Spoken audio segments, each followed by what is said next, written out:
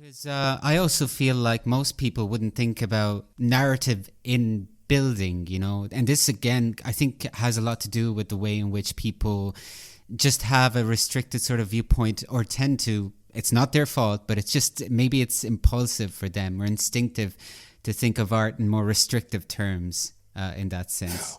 Yeah, well, and so, sometimes the narrative, I mean, it could have a wide variety of narratives. Every design doesn't have to have a narrative, but I think they're especially powerful for people when there is one.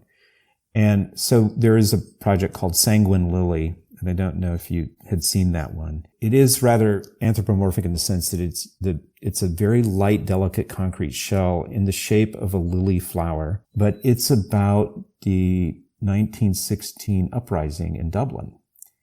And it was a design competition for a chapel in the Glasnevin Cemetery in Dublin to commemorate the 232 Irish folks that were buried in a mass grave as part of the rebellion in Dublin. So of course, for an architect, lyrical expressionism, this is, it's just like a trifecta of wonderful things you can work with. But the story of the lily flower, which is still in graffiti in Ireland as the symbol of rebellion, and also the idea of a baptismal font, and also the number 232, those form the narrative for that project. And so it makes the project especially powerful because if you know what those narrative pieces are and you see them in the architecture, then the architecture means a lot more to you than it would by just saying, well, that's pretty. So the lyrical part, the narrative part, gives certain buildings anyway a greater emotional depth for people who experience them. Right. I do know that building. I grew up in Ireland, so... Okay. Yeah. So, it was one of those things that emotionally it was trying to be uplifting. It was trying to be transparent. It was one of the more fun projects I've ever designed, I think, is to try to deal with the issues of history and try to formulate them into some kind of a building that was highly expressive and and had a lot of symbolism in it.